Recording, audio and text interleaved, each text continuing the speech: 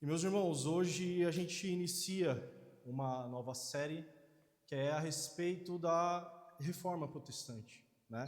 O mês de outubro nós comemoramos, que se eu não me engano são 508 anos da Reforma, e hoje a gente vai ver um pouquinho o que Lutero viu logo ao ler ali a carta de Romanos, né? Mas antes eu queria ler com você o texto bíblico lá em Romanos 1, de 1 a 15.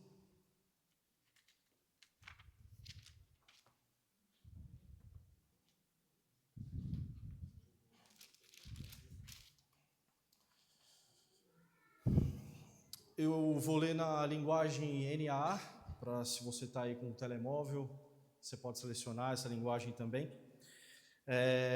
E a palavra de Deus fala assim: Paulo, servo de Cristo Jesus, chamado para ser apóstolo, separado para o Evangelho de Deus, que ele, no passado, prometeu por meio dos seus profetas nas Escrituras Sagradas.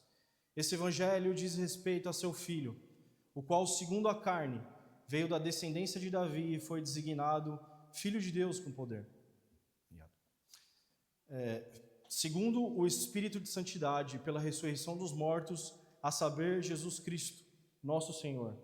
Por meio dele, viemos a receber graça e apostolado do amor do seu nome para a obediência da fé entre todos os gentios. Entre esses se encontram também vocês, que foram chamados para pertencerem a Jesus Cristo. A todos os amados de Deus que estão em Roma, chamados para ser santos. Que a graça e a paz de Deus, nosso Pai, e do Senhor Jesus Cristo estejam com vocês. Em primeiro lugar, por meio de Jesus Cristo, dou graça ao meu Deus por todos vocês, porque a fé que vocês têm é proclamada no mundo inteiro. Pois Deus, a quem sirvo em meu espírito, no Evangelho de seu Filho, é minha testemunha de como nunca deixo de fazer menção de vocês em todas as minhas orações, pedindo que, em algum momento, pela vontade de Deus, surja a oportunidade de visitá-los. Porque desejo muito vê-los, a fim de repartir com vocês algum dom espiritual para que vocês sejam fortalecidos, isto é, para que nos consolemos uns aos outros por meio da fé mútua, a de vocês e a minha. Quero que vocês saibam, irmãos, que muitas vezes me propus a ir visitá-los, no que tenho sido até agora impedido, para conseguir algum fruto igualmente entre vocês, assim como também tenho conseguido entre os outros gentios. Pois sou devedor tanto a gregos como bárbaros, tanto a sábios como a insensatos. Por isso, quanto a mim, estou pronto a anunciar o Evangelho também a vocês que estão em Roma. Essa é a palavra de Deus. Vamos orar? Pai, te agradecemos mais uma vez pela oportunidade de estarmos aqui na Tua presença, Pai. De podermos, Senhor, render, Senhor, todo louvor, toda adoração ao Teu nome. E te pedimos, Senhor, por este momento onde iremos ver o que a Tua palavra tem para nos dizer, Pai. Que ela tem para nos ensinar. Abra os nossos corações para o que o Senhor tem para falar nas nossas vidas nessa manhã. E que mais uma vez a Sua palavra nos confronte e saiamos daqui, Senhor, impactados pelo que o Senhor quer falar nas nossas vidas, Pai. É o que nós te pedimos, em nome de Jesus. Meus irmãos, como eu falei, a gente vai ter como uma certa tradição aqui na Urbana, nos meses de outubro de todos os anos, celebrarmos a Reforma Protestante. E com isso, a nossa ideia é irmos estudando o livro de Romanos. Sabemos que tem muitos capítulos aí, vão ser muitos anos aí pela frente que nós iremos estudar. Não sabemos se no meio do caminho também nós vamos estudar o livro de Romanos, mas sabemos isso, que aos meses de outubro iremos voltar à época da Reforma e ver o que Martinho Lutero tinha visto ali ao ler o livro de Romanos. E basicamente, para quem não sabe como aconteceu, rapidamente eu vou dar um overview da história. Em 31 de outubro de 1517, Martinho Lutero fixou na porta da igreja de Wittenberg 95 teses. Teses que desafiavam os erros da igreja da sua época e que reacendiam a chama do Evangelho mais uma vez. E o lema que guiou esse movimento e continua ecoando até hoje é Ecclesia Semper Reformanda. que significa a igreja precisa estar sempre se reformando, sempre voltando ao Evangelho e sempre sendo corrigida e sendo moldada de acordo com a palavra de Deus. E se existe um texto bíblico que ecoa esse lema de Lutero, é justamente a carta de Paulo aos Romanos. Lutero mesmo disse que Romanos é a porta aberta para o céu. Foi lendo esse texto que ele finalmente entendeu que a justiça de Deus não é o padrão que apenas nos condena, mas a graça que nos salva em Cristo. Foi em Romanos que ele descobriu que o justo viverá pela fé. E para a gente entrar um pouco no contexto da carta, Paulo nunca tinha estado ali com os irmãos em Roma. Ele não tinha nenhuma ligação pessoal com eles. Ele não os conhecia de estar na mesa, ele não os conhecia pessoalmente. E aliás, Paulo, ao longo em toda essa carta, ele deixa isso muito claro, a vontade de querer estar ali e dele nunca poder estar ali, porque o Espírito não o permitiu de estar. E muito provavelmente não foi Paulo que fundou ali aquela igreja, mas muito provavelmente seja uma igreja que foi plantada em decorrência do Pentecostes. Lá em Atos 2:10, fala sobre forasteiros romanos, tanto judeus como prosélitos, que estavam ali naquele tempo de Pentecostes e depois foram dispersados. E muito provavelmente a igreja de Romanos nasceu daí. Muitas dessas pessoas estavam ali naquele momento. Isso obviamente a gente não tem plena certeza, apenas nós conseguimos concluir que Paulo jamais esteve com esses irmãos, pois ele cita isso novamente, como eu falei, em toda essa carta. E isso é algo interessante porque Paulo, diferente de todas as outras cartas, ele escreve uma introdução longa, cuidadosa e muito profunda, que é uma característica que não é normal se nós compararmos com outras cartas de Paulo. Se você olhar nas cartas de Coríntios, se você olhar na carta aos Gálatas, Efésios, Filipenses, que eu recomendo que você confira a diferença em relação a essa carta, você vai ver que facilmente nós poderíamos ficar horas pregando somente essa introdução de Paulo aos Romanos. E a realidade e o porquê que Paulo dá essa introdução prolongada e muito cuidadosa é porque ele quer passar uma ideia dessa introdução que basicamente vocês não me conhecem, mas precisam saber quem eu sou, a quem eu pertenço e o porquê eu escrevo a vocês. E principalmente precisam sentir o quanto eu amo vocês, apesar de não estar aí.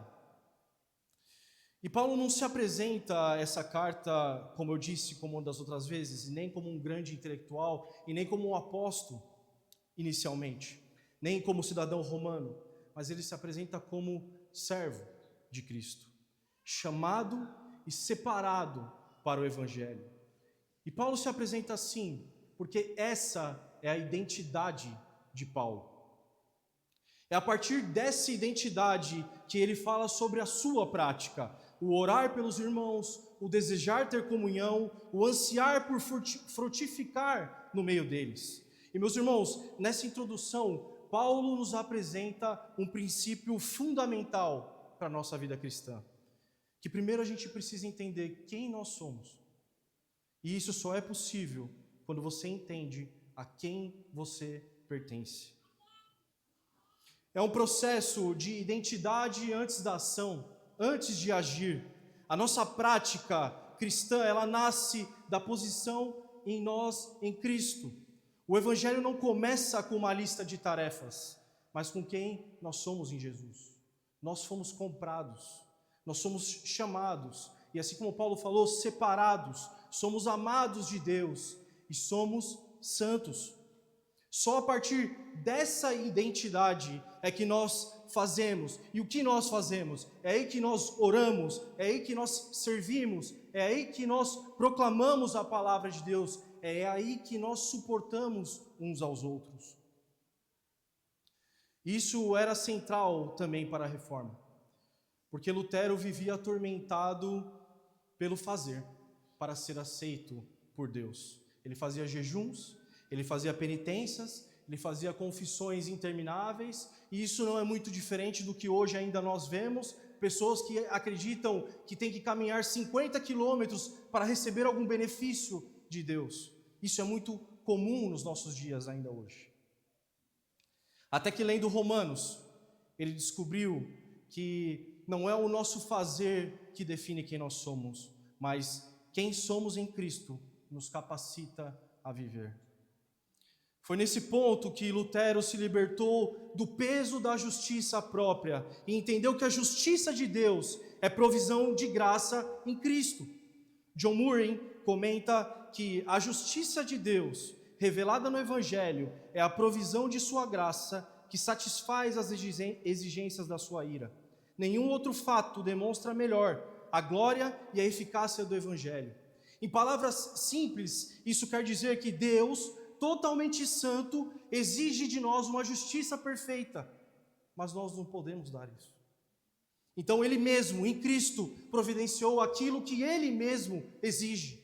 Na cruz, a ira de Deus foi satisfeita e a justiça de Cristo foi colocada sobre nós. O que era impossível para o homem, Deus fez por pura graça.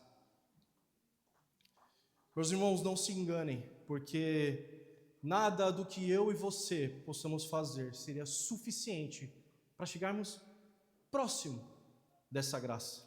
Nem a pessoa mais correta que você conheça, nem aquele vizinho generoso, ou um amigo seu honesto, trabalhador e exemplar, nem mesmo nós, com todos os nossos esforços religiosos, com as nossas boas intenções e com as nossas obras, não poderíamos chegar perto dessa graça. Se dependesse de nós, estaríamos completamente perdidos até hoje. Então é graça, é apenas graça. E essa sempre foi a maneira de Deus agir. Desde o Antigo Testamento, tudo já apontava a Cristo como a nossa esperança. Toda a história preparava o caminho para Ele. E Paulo nos mostra nessa introdução que Cristo é o Filho de Deus com poder, ressurreto, e que o Evangelho é a mensagem e a verdade que transforma. O Evangelho não é uma novidade isolada, meus irmãos. É a continuidade das promessas de Deus cumpridas em Cristo Jesus. Por isso Paulo escreve com tanto zelo, porque o Evangelho é o poder para a salvação e precisa ser conhecido, precisa ser vivido e precisa ser compartilhado por nós. Assim como Paulo, nós também vivemos num mundo cheio de ansiedade, cheio de dúvidas e de desafios. Mas esse texto nos lembra que nós não precisamos e nem temos o que temer, porque a identidade em Cristo nos dá essa coragem para a gente viver e enfrentar essas coisas. E o poder do Evangelho é o que nos capacita para isso. É o que nos capacita para proclamarmos a verdade e a palavra de Deus. E logo no versículo 1, Paulo nos dá uma aula sobre identidade aqui nesse texto. Ele começa dizendo, servo de Cristo Jesus. Essa palavra servo no grego não significa alguém que servia voluntariamente, não quer dizer que é um serviço de um ministério ou algo relacionado a isso. Não é sobre ser um ajudante, não é sobre isso. É sobre pertencer. Paulo se apresenta como alguém que pertence totalmente a Cristo. E para lembrar um pouco da nossa série que nós pausamos, não terminamos, nós pausamos em Atos, nós vimos nas últimas pregações, lá em Atos 7, que Paulo, ainda chamado Saulo, aprovou a morte de Estevão. E você pode se perguntar, o que isso tem a ver com esse texto de Romanos? Mas tem tudo a ver. Porque esse é o mesmo homem, perseguidor, implacável, cúmplice de um assassinato, que agora está dizendo que pertence absolutamente a Cristo. O Cristo que mudou a sua maneira, que mudou a sua identidade. É como se Paulo dissesse, antes eu era um servo do pecado, servo de um sistema, servo da religião, e agora eu sou servo daquele que me libertou de tudo, da escravidão do pecado. E Paulo continua, essa introdução dizendo: chamado para ser apóstolo, separado para o Evangelho de Deus. E aqui Paulo faz um contraste muito interessante, porque a palavra fariseu significa exatamente separado. E para quem não sabe, os fariseus eram de fato um grupo que se separava do povo. Eles se separavam porque eles criavam tradições, porque eles criavam regras que teoricamente faziam parecer que eles eram mais puros do que as outras pessoas. E Paulo conhecia isso muito bem, porque Paulo não era apenas um fariseu. A palavra já nos mostrou que Paulo era um dos mais zelosos entre os fariseus. E agora ele está dizendo: o que antes eu tinha em zelo, em práticas religiosas, agora eu tenho zelo em Cristo. Antes o zelo dele destruía vidas, agora o zelo dele anuncia a vida. Antes o zelo dele era para uma religião morta, e agora o zelo dele é para o Evangelho vivo de Jesus. E a verdade, meus irmãos, é que quando não sabemos quem nós somos, quando não sabemos a quem nós pertencemos, acabamos colocando o nosso zelo em todas as outras coisas, menos no que mais importa, menos em Cristo. Colocamos zelo no trabalho, colocamos zelo na nossa carreira, zelo em manter uma boa imagem diante de outras pessoas, zelo em defender tradições humanas, até colocamos zelo em coisas boas aos nossos olhos, mas essas coisas não podem salvar. E a realidade é que quem conhece a sua identidade em Cristo, direciona o seu zelo para a glória de Deus.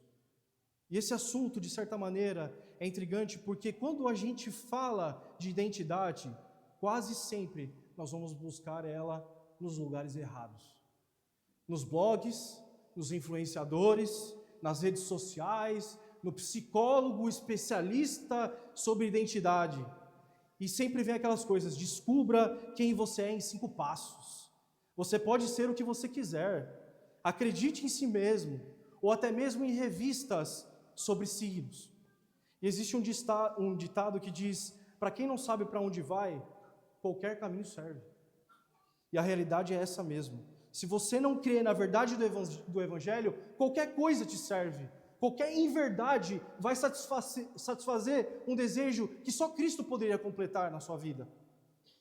E é intrigante porque o último lugar onde nós vamos buscar sobre identidade é na palavra de Deus. Esse que é o Evangelho que foi prometido desde os profetas, o Evangelho que aponta para Cristo, é o último lugar onde nós temos nos debruçado para entender quem nós somos e a quem nós pertencemos. E dos versículos 2 até o versículo 5, Paulo explica esse Evangelho que o mudou, que mudou completamente a sua vida.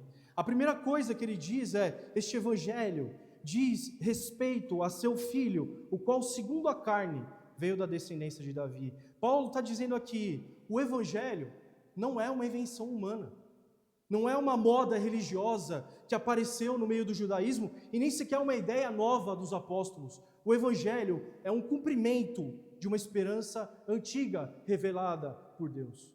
Uma esperança que já havia sido anunciada pelos profetas no Antigo Testamento. Desde Moisés, Isaías, Jeremias, Abacuque, a Bíblia toda aponta para a vinda de um Messias, para a vinda de Cristo. Portanto, o cristianismo não é uma novidade.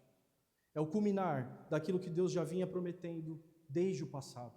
É a continuidade da história que Deus estava escrevendo e continua escrevendo.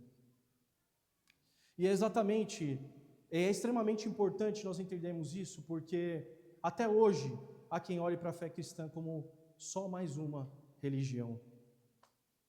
Como se fosse apenas uma filosofia, uma ideia bonita, ou até mesmo uma moda espiritual, ou há gente que usa como um amuleto de sorte, que chega dentro da igreja e acha que debruçar dinheiro, carro, casa na frente, numa oferta, vai poder alcançar alguma coisa, e não é sobre isso. O Evangelho não é uma tendência, é a revelação de um Deus que cumpre o que promete. é o desfecho da esperança revelada em Cristo Jesus. E por isso que quando nós dizemos aqui nos Boas-Vindas, como o Brian disse, que aqui o que nós fazemos é tudo sobre Jesus, é que não existe mais nada importante do que a gente fale aqui. É tudo sobre Jesus, a palavra é sobre Jesus, nada mais merece a nossa atenção do que Cristo. E Paulo conclui essa introdução, incluindo os irmãos de Roma nessa mesma realidade. Ele fala, entre esses se encontram também vocês, que foram chamados para pertencerem a Jesus Cristo. Paulo está dizendo, isso não é só para mim, isso é também para vocês, e isso é para nós hoje também. Nós somos chamados para pertencer em Cristo. O verbo usado aqui, que Paulo usa nesse texto, é muito forte, porque não é apenas sobre seguir as regras, não é simplesmente sobre simpatizar com algo que seja bonito, com alguma religião, é sobre pertencer a uma pessoa, a pessoa de Cristo. A nossa realidade, a nossa identidade não está em algo que nós podemos fazer, mas em alguém a quem nós pertencemos. No Evangelho, no versículo 7, Paulo diz, a todos os amados de Deus que estão em Roma, chamados para ser santos. Reparem nessa palavra que ele fala, amados de Deus. Paulo não está apenas usando uma expressão simpática, é um dos títulos mais ricos que temos na Bíblia. Ser amado de Deus significa viver sob a ternura e a intimidade do amor do Pai. Significa que a nossa identidade não começa naquilo que nós fazemos por Deus, mas naquilo que Deus já sentiu por nós, porque Ele nos amou. E depois ele diz, chamados para ser santos. E essa palavra santos aqui, não é no sentido popular, não é de gente perfeita, não é de gente impecável, não é de gente que está num nível inatingido. Aqui, santos significa separados por Deus, consagrados a Ele. E o comentário de Murray nos lembra algo fundamental. Paulo não está dizendo que os cristãos de Roma se fizeram santos. Ele está dizendo que foram colocados no status de santos pelo chamado eficaz de Cristo, de Deus naquela cruz. É uma obra da graça, não de mérito. Entender isso, meus irmãos, é precioso, porque escutar a palavra santo, instantaneamente já pensamos, isso não é para mim. É algo que, de certa maneira, nos assusta. Mas Paulo lembra que santidade não começa no nosso desempenho, começa no chamado de Deus nas nossas vidas. Somos santos porque fomos chamados, porque o Espírito Santo nos separou. E agora, esse segundo bloco que Paulo coloca nessa introdução, Paulo vai nos mostrar que quando nós entendemos quem nós somos em Cristo, nós vamos entender o que nós fazemos a partir de agora. Qual é a nossa prática a partir do momento que eu entendo quem eu sou e a quem eu pertenço. Qual é o meu papel como cristão? A gente já ouviu isso. Tenho certeza que você já ouviu isso em algum momento. Qual é o meu papel como cristão? O que eu faço com a minha vida, uma vez que Cristo mudou tudo por dentro? Certeza que você já ouviu isso. E Paulo começa essa segunda parte mostrando como a identidade gera prática. Uma vez que ele sabe quem é em Cristo, agora ele mostra o que faz em Cristo. No versículo 8 ele fala, primeiramente dou graças ao meu Deus, mediante Jesus Cristo, por todos vós, porque em todo o mundo é proclamada a vossa fé. E percebam aqui que Paulo começa com uma gratidão. E não é só gratidão, é algo ainda mais profundo.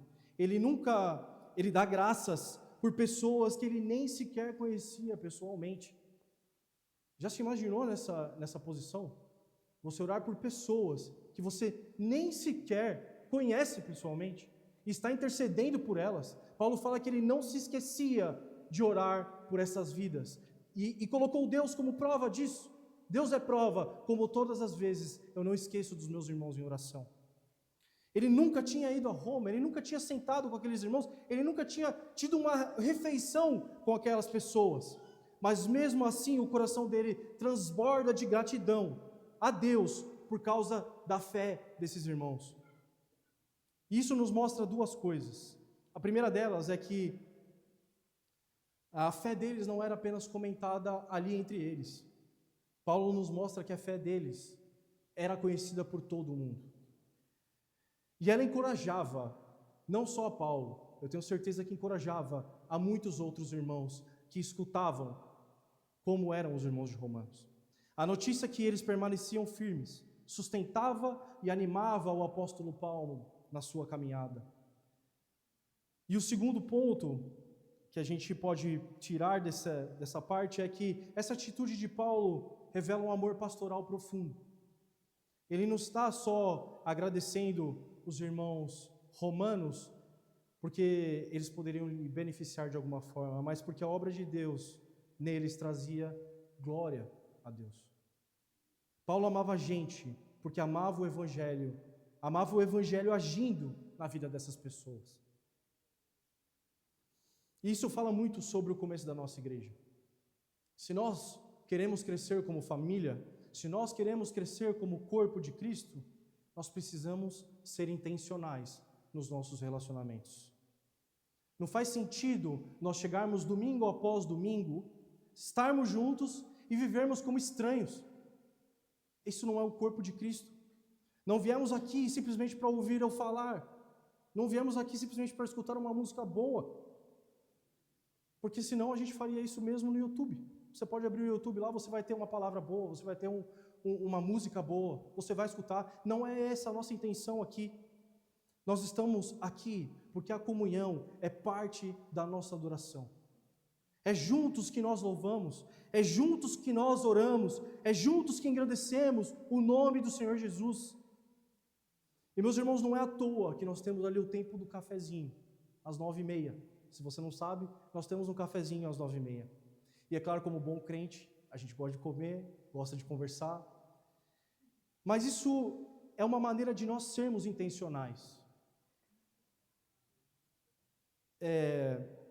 De podermos receber alguma pessoa, algum visitante, e perguntarmos sobre ele, sobre a sua vida, sobre vermos os irmãos e perguntarmos como foi a semana, poder saber pelo que orar pelo irmão.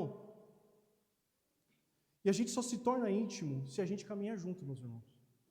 Porque eu não vou saber orar pelo que você precisa, pelo que você tem passado, se de fato eu não conheço sobre você. Comunhão não se vive sozinho. Não existe comunhão assistindo o culto da sua casa. A gente sabe que tem alguns irmãos que são mais tímidos do que outros. Mas quando você chegar aqui às 9h30, pega lá o seu cafezinho, vai ali no cantinho, que eu tenho certeza que alguém vai chegar em você e vai conversar com você. Ou você, que está às vezes num grupo, chama essa outra pessoa, pergunta o nome, veja de onde ela veio. Porque isso é ser corpo. É edificação mútua, é saber de onde esse irmão veio, é querer me aproximar dele. Paulo, ele queria saber da vida de pessoas que ele nem sequer conhecia pessoalmente. E nós estamos aqui, domingo após domingo, e devemos fazer isso com os nossos irmãos. É intencionalidade para a comunhão do corpo. Esse é o amor prático que Paulo fala aqui nesse texto, e que nos versículos 9 e 10 complementam perfeitamente, porque Paulo diz que ele ora continuamente pelos irmãos, e isso nos mostra que o fazer cristão não é um ativismo vazio, mas é uma vida de oração diária em Cristo. Paulo diz que servia a Deus em espírito, ou seja, não é algo forçado, não é porque Paulo era apóstolo que ele fazia isso por força, porque ele tinha só simplesmente a obrigação de fazer. Não era forçado, não era um ritual, era uma devoção sincera, movida por amor a Cristo, por amor aos irmãos. E o comentário, mais uma vez, de Murray sobre esses versículos ressalta que essa constância em oração não era algo mecânico, mas sim uma expressão de um coração consumido pelo Evangelho. E a frase que ecoa desse ponto é: a quem você pertence? Porque se você pertence a Cristo, o seu coração tem que arder por Ele. Você tem que ter sede de estar na presença de Deus. Você tem que ter sede de acordar pela manhã e querer orar, de querer estar na presença dEle, de querer ler a palavra de Deus, que é a palavra revelada para nós. E quantas vezes nós trocamos o melhor tempo de estarmos na presença de Deus, de intercedermos por nossos irmãos, por distrações que não alimentam a nossa fé? Quantas vezes nós buscamos em tantas coisas aquilo que só a presença de Deus pode nos dar? Nós nos vendemos por migalhas de entretenimento barato, quando temos à mesa o banquete da presença de Deus. E percebam, meus irmãos, que o objeto da oração de Paulo não eram pedidos pessoais. Ele não estava centrado em si mesmo. Paulo intencionalmente se colocava em posição de compaixão e amor por aqueles irmãos. Ele desejava verdadeiramente estar com eles, não era por conveniência, mas porque ele os amava, ele queria, ele ansiava estar com eles. Ele fala que diversas vezes ele tentou estar com eles, mas o Espírito o impediu. E Paulo ainda nos mostra uma terceira característica de quando sabemos a quem nós pertencemos: o desejo de comunhão e a edificação mútua. Os versículos 11 e 12 falam assim: porque muito desejo ver-vos, para vos comunicar algum dom espiritual, a fim de que sejais confirmados. Isso é, para que juntamente convosco eu seja consolado pela fé mútua, tanto vossa como a minha.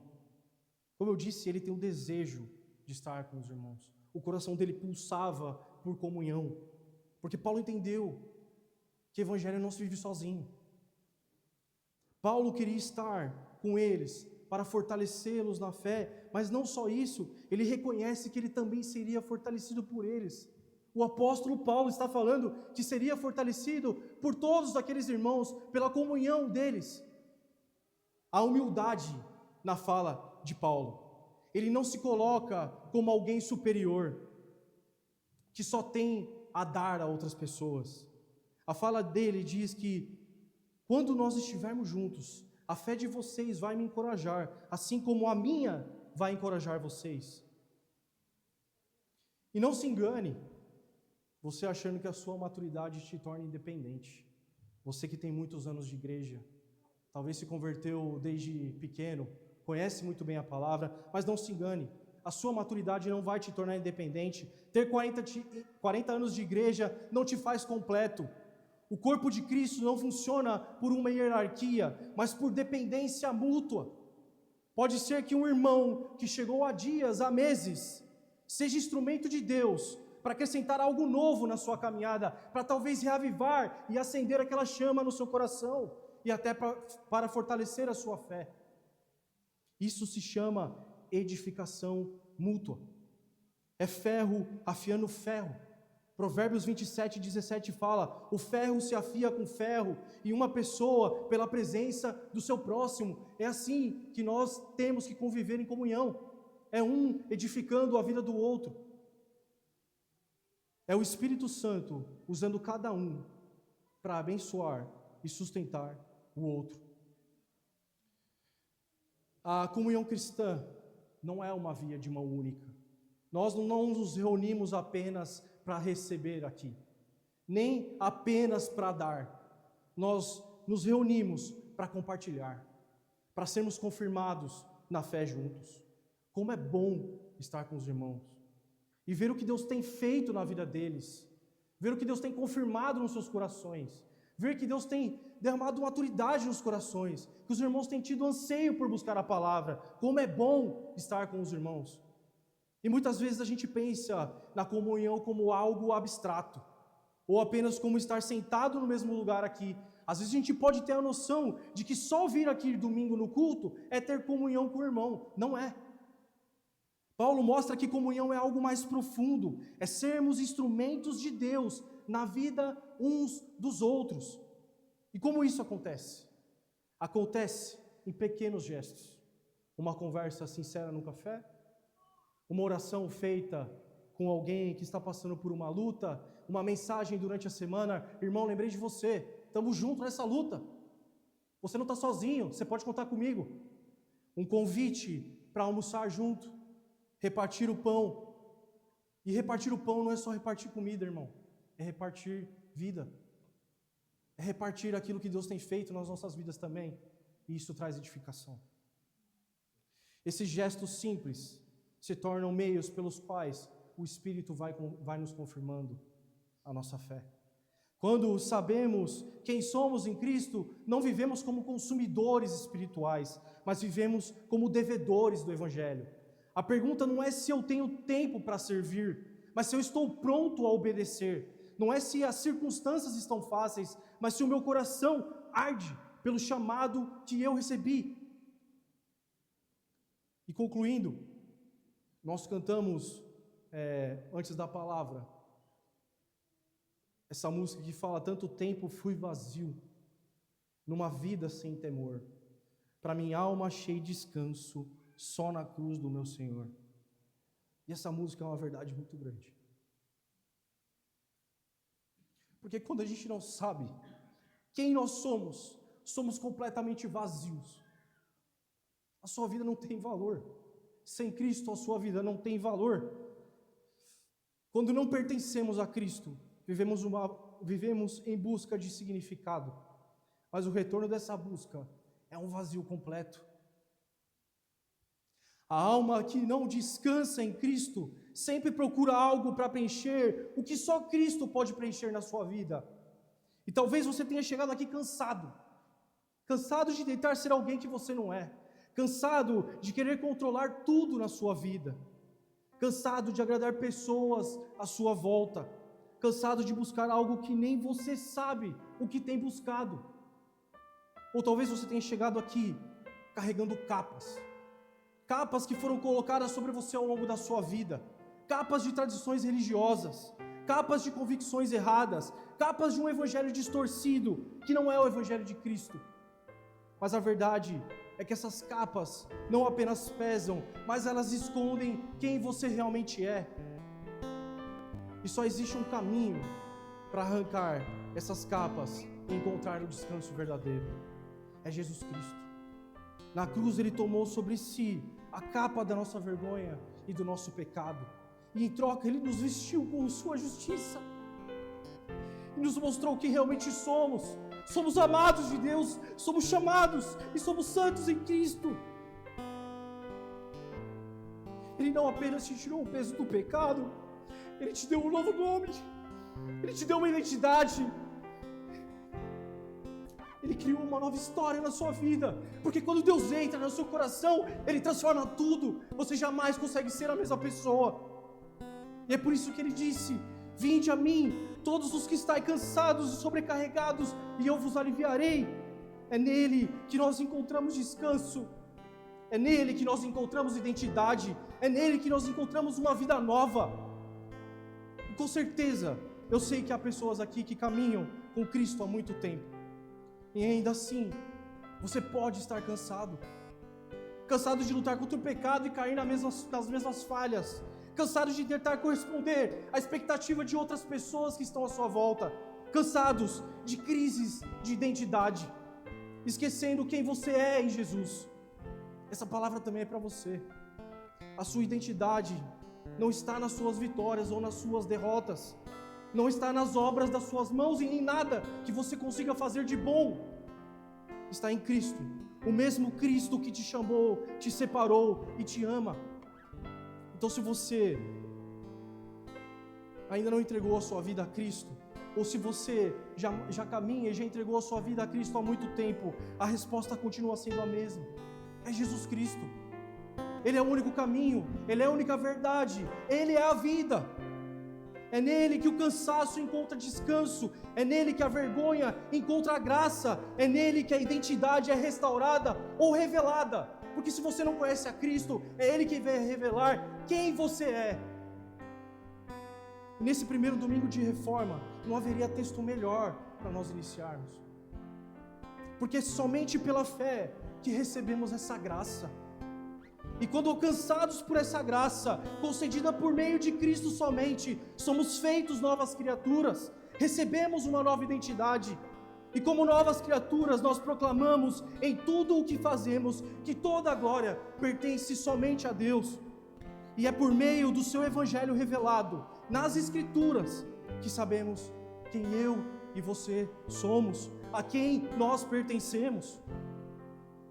Hoje, em dia de ceia, nós lembramos que aqui nós não precisamos de capas. Aqui nós somos recebidos como filhos. Aqui nós confessamos juntos que só em Cristo há graça, que só em Cristo há descanso, que só em Cristo há esperança. Porque foi só nele que nós encontramos o que a música declarou agora.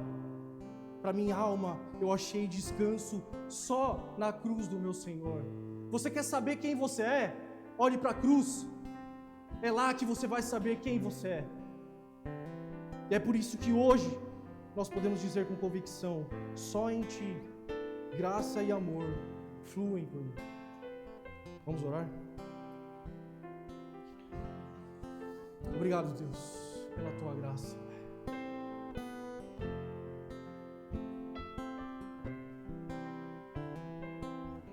Obrigado pela Tua graça que nos alcançou. Obrigado, Pai, porque a Sua cruz nos mostra quem nós somos. A Sua cruz nos mostra o amor que o Senhor sentiu por nós e morreu naquela cruz pelos nossos pecados, Pai. Obrigado, Deus, porque essa graça nos alcançou e hoje temos vida.